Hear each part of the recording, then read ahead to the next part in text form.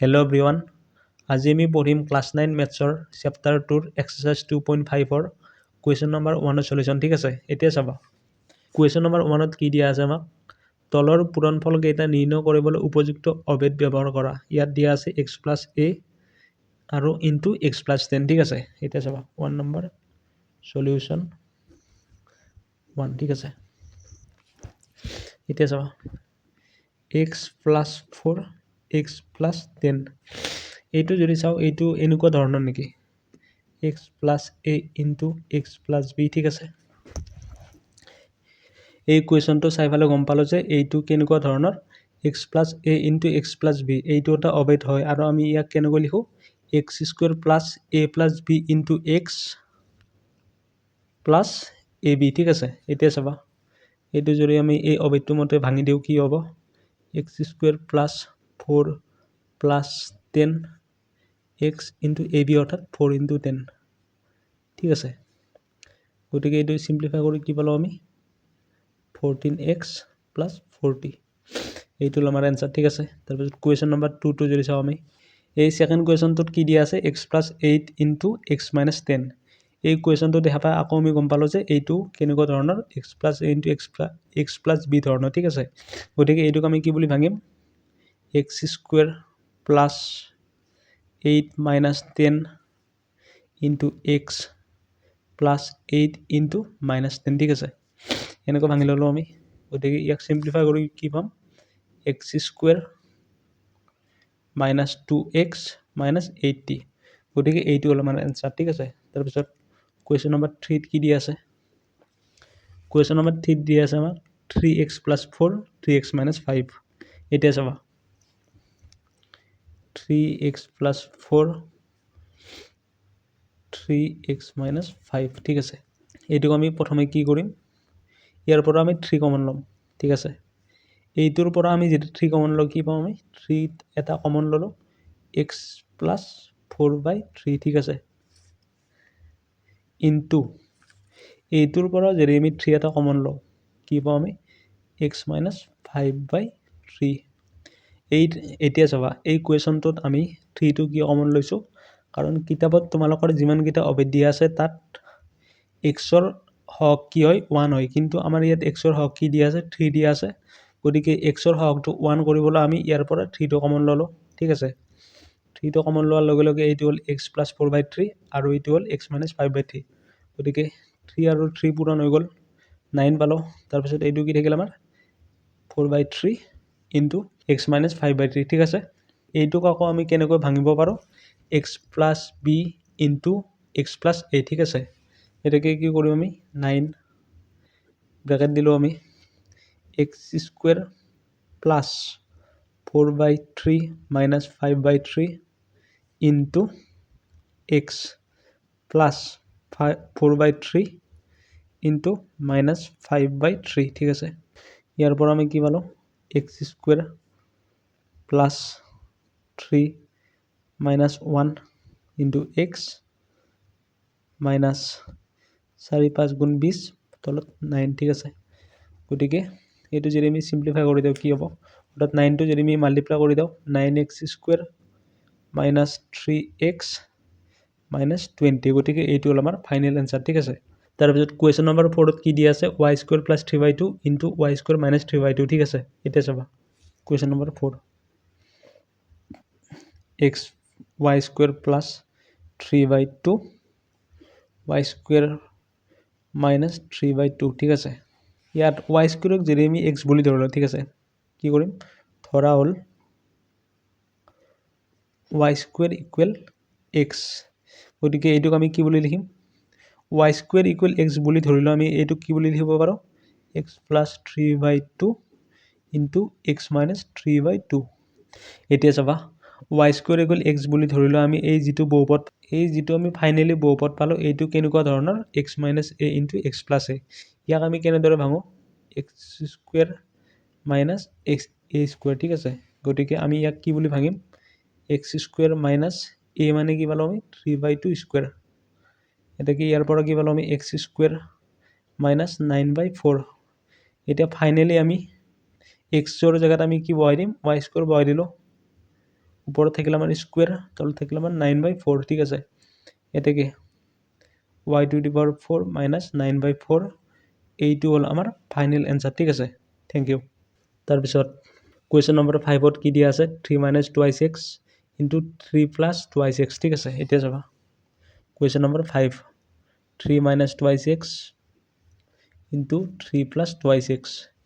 মই আগতে কৈছোঁ যে তোমালোকৰ কিতাপত যিকেইটা অবেদ আছে তাত এক্সৰ হওক কি হয় 1 হয়, কিন্তু এই বহুপদটোত তোমালোকৰ এক্সৰ হওক কি দিয়া আছে 2 দিয়া আছে। গতিকে আমি কি কৰিম ইয়াৰে 2টো কমন ল'ম। 2 কমন লোৱাৰ লগে লগে এইটো 3/2 হৈ গ'ল, এইটো হৈ গ'ল -x। ইয়াৰ পৰা আমি এটা কি কমন ল'ম 2 কমন ল'ম, গতিকে এইটো হ'ব 3/2 + x 2, ঠিক আছে। এতেকে 2 আৰু 2 আমি পূৰণ হৈ গ'ল 4, থাকিল কি আমাৰ 3/2x ইনটু 3/2x। এইটো আমাৰ কি ধৰণৰ হ'ব x - a into x + a, ঠিক আছে। গতিকে ইয়াক আমি কি বুলি ভাঙিব পাৰোঁ x² - a²। গতিকে আমি ইয়াক ভাঙি দিম 4 into 3/2 whole square minus x², ঠিক আছে। কি পালোঁ আমি 9/4 মাইনাছ x², গতিকে 9 ইনটু -4 স্কুৱেৰ। গতিকে এইটো হ'ল আমাৰ এনচাৰ, ঠিক আছে। তাৰপিছত ইয়াত কুৱেশ্যন নম্বৰ 2 দিয়া আছে প্ৰত্যক্ষভাৱে পূৰণ নকৰি তলৰ পূৰণফলসমূহ নিৰ্ণয় কৰা। Question number 2 answer. Question number 1ত কি দিয়া আছে 103 ইনটু 107। এতিয়া চাবা এই 103টোক আমি কি বুলি লিখিব পাৰোঁ 100 + 3 বুলি লিখিব পাৰোঁ। তাৰপিছত 107টোক আমি কি বুলি লিখিব পাৰোঁ 100 + 7। এইটো এতিয়া কেনেকুৱা ধৰণৰ হৈ গ'ল x + a into x + b, ঠিক আছে। এইটো কেনেকুৱা ধৰণৰ অবেদ হৈ গ'ল x + a into x + b, ঠিক আছে। গতিকে এইটোক আমি কি বুলি ভাঙিব পাৰোঁ x² + a + b into x + ab, ঠিক আছে। এইটো অবেদ ব্যৱহাৰ কৰি আমি ইয়াক ভাঙিব পাৰোঁ। গতিকে কি হ'ব ইয়াত x মানে কি 100, গতিকে 100², a আৰু b মানে 3 আৰু 7, গতিকে 3 + 7 ইনটু x মানে 100, তাৰপিছত ইনটু প্লাছ ab অৰ্থাৎ 3 ইনটু 7, ঠিক আছে। এইটো চিম্প্লিফাই কৰি আমি কি পালোঁ 10,000 পালোঁ। এইটো 3 + 7 10, এইটো 1000 পালোঁ। 3 × 7 = 21, গতিকে আমি এইটো যোগ কৰি কি পালোঁ 11021। এইটো হ'ল আমাৰ ফাইনেল এনচাৰ, ঠিক আছে। এবাৰ কুৱেশ্যন নম্বৰ 2ত কি দিয়া আছে 95 ইনটু 96। এতিয়া চাবা কুৱেশ্যন নম্বৰ 2। কুৱেশ্যন নম্বৰ 2ত আমি কি বুলি লিখিব পাৰোঁ 95 ইনটু 96। 95ক আমি কি বুলি লিখিব পাৰোঁ 100 - 5 ইনটু 100 - 4, ঠিক আছে। এইটো কেনেকুৱা ধৰণৰ হ'ল x - a into x - b, ঠিক আছে। এইটো কেনেকুৱা ধৰণৰ অবেদ হৈ গ'ল x - a into x - b। ইয়াক আমি কি বুলি ভাবোঁ x² - a + b into x + ab, ঠিক আছে। এইটোক আমি এনেদৰে ভাঙিব পাৰোঁ। গতিকে কি হ'ব x মানে ইয়াত কি 100, গতিকে 100² মাইনাছ ab অৰ্থাৎ 5 + 4 ইনটু x অৰ্থাৎ 100 + 20, ঠিক আছে।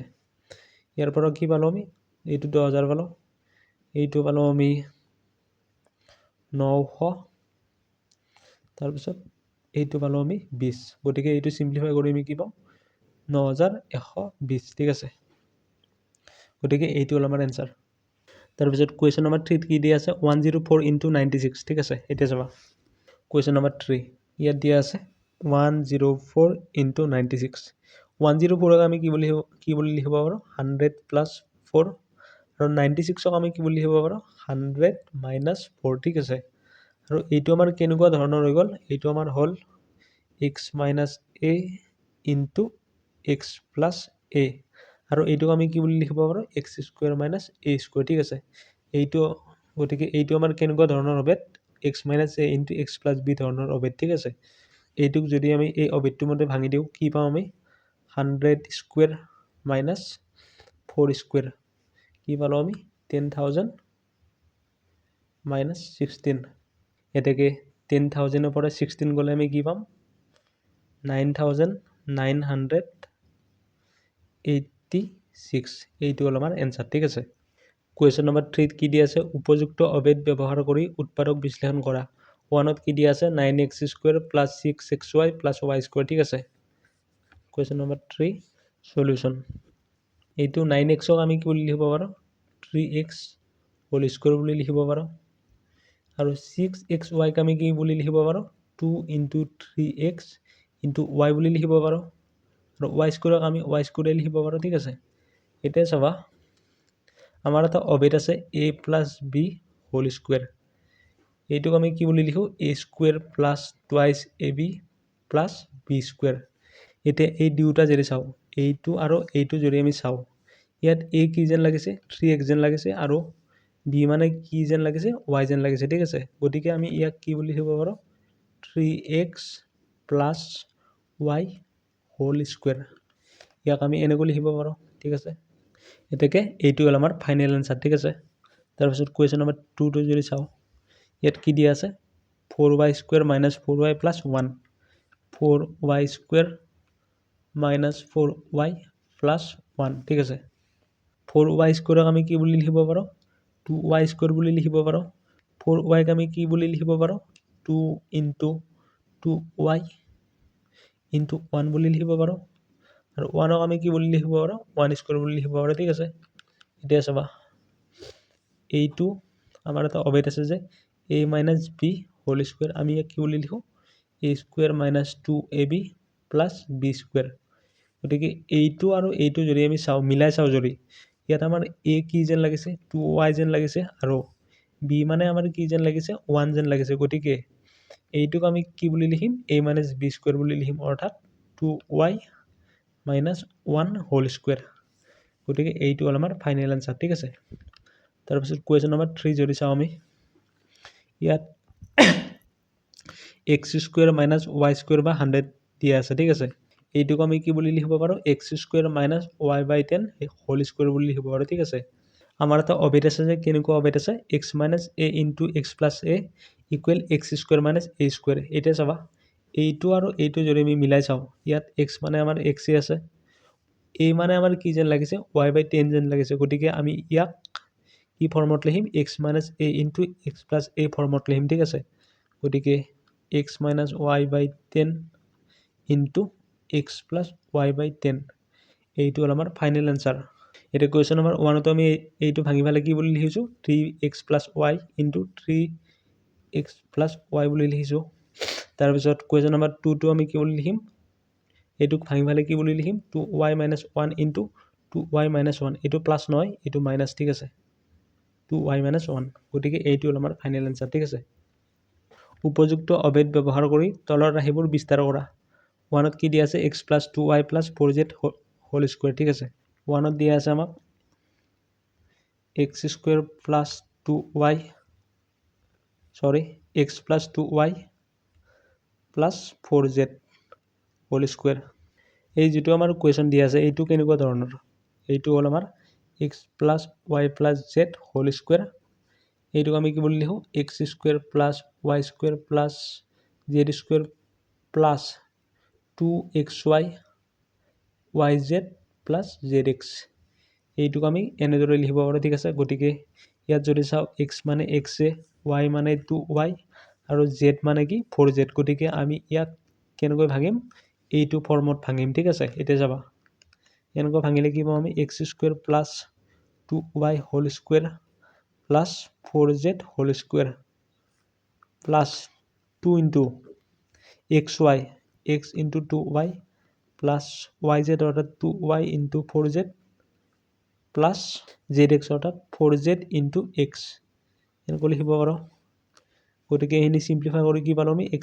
+ 4y² + 16z² + 2 * 2xy + 8zy + 4zx গতিকে গোটাখিনি যদি আমি সিম্পলিফাই কৰি দিও কি পাম আমি x² + 4y² + 16z + 4xy plus 16zy plus 8zx এইটো হ'ল আমাৰ ফাইনেল এনচাৰ ঠিক আছে ঠিক সেইদৰে কুৱেশ্যন নম্বৰ 2ত কি দিয়া আছে 2x - y + z এতিয়া চাবা আমাক কুৱেশ্যন নম্বৰ 2ত দিয়া আছে 2x - y + z এইটোকো আমি কি ফৰ্মত ভাঙিব পাৰোঁ এইটো ফৰ্মত ভাঙিব পাৰোঁ কাৰণ ইয়াত x মানে ধৰি ল'লোঁ আমি 2x y মানে ধৰি ল'লোঁ আমি -y আৰু z মানে ধৰি ল'লোঁ আমি কি z ঠিক আছে গতিকে এইটো ফৰ্মত যদি আমি ভাঙি দিওঁ কি হ'ব 2x whole square plus -y whole square plus z square plus 2 into xy অৰ্থাৎ 2x into -y plus yz অৰ্থাৎ -y into z plus zx অৰ্থাৎ z ইনটু 2x এইখিনি যদি আমি চিম্পলিফাই কৰি দিওঁ কি হ'ব 4x square plus y square plus z square plus 2 minus 2xy minus yz plus 2zx এতিয়া গোটাখিনি চিম্পলিফাই কৰি কি পালোঁ আমি 4x square plus y square plus z square minus 4xy 2yz plus 4zx গতিকে এইটো হ'ল আমাৰ ফাইনেল এনচাৰ ঠিক সেইদৰে কুৱেশ্যন নম্বৰ 3টো আমাৰ ছেম হয় গতিকে মই এতিয়া কি কৰিম কুৱেশ্যন নম্বৰ 5টো কৰি দিম কুৱেশ্যন নম্বৰ 4টো কৰি দিম ঠিক আছে 3a - 7b - c whole square ঠিক আছে এইটোক আমি কি বুলি ভাঙিব পাৰোঁ আকৌ x plus y plus z whole square ইয়াক আমি কি বুলি ভাঙোঁ x square plus y square plus z square plus 2 into xy yz plus zx এনেকৈ ভাঙিব পাৰোঁ গতিকে ইয়াত x মানে কি 3a হোল স্কুৱেৰ তাৰপিছত y মানে কি -7b গতিকে প্লাছ -7b হোল স্কুৱেৰ তাৰপিছত z মানে কি -c গতিকে -c whole square plus 2 into xy অৰ্থাৎ x মানে 3a y মানে -7b গতিকে 3a into -7b plus -7b into -c ঠিক আছে প্লাছ -c ইনটু 3a এইখিনি যদি আমি চিম্পলিফাই কৰি দিওঁ কি পাওঁ আমি 3a 9a whole square plus 49b square plus c square minus 3 7 গুণ 21 21 2 42 ab তাৰপিছত মাইনাছে প্লাছ 2 7 গুণ 14 bc তাৰপিছত মাইনাছ 2 3 গুণ 6 ac গতিকে এইটো হ'ল আমাৰ ফাইনেল এনচাৰ ঠিক আছে তাৰপিছত কুৱেশ্যন নম্বৰ 5টো আমাৰ 1 2 3 লগত ছেম হয় গতিকে মই কোনটো কৰি দিম কুৱেশ্যন নম্বৰ 6টো কৰি দিম ঠিক আছে কুৱেশ্যন নম্বৰ 6ত দিয়া আছে 1/4a minus 1/2b plus 1 whole square ঠিক আছে এই কুৱেশ্যনটোক আমি কোনটো ফৰ্মত ভাঙিম এইটো ফৰ্মত ভাঙিম ঠিক আছে এতিয়া চাবা ইয়াত x মানে আমি এইটো বুলি ধৰি ল'ব পাৰোঁ y মানে আমি এইটো বুলি ধৰি ল'ব পাৰোঁ z মানে আমি এইটো বুলি ধৰি ল'ব পাৰোঁ ঠিক আছে এতেকে কি বুলি ভাঙিম আমি a/4 whole square plus minus b/2 whole square plus 1 square plus 2 into ab অৰ্থাৎ a/4 into minus b/2 plus minus b/2 into 1 plus 1 into a/4 এতিয়া চাবা এই গোটাখিনি যদি আমি চিম্পলিফাই কৰোঁ কি পাম a² / 16 b² / 4 1 তাৰপিছত এই ব্ৰেকেটৰ ভিতৰখিনি যদি আমি চিম্পলিফাই কৰোঁ কি পাম -ab/4 - b প্লাছ a/2 ঠিক আছে গতিকে আমি কি পালোঁ a² / 16 b² / 4 plus 1 minus ab/4 - b plus a/2 এইটো হ'ল আমাৰ এনচাৰ ঠিক আছে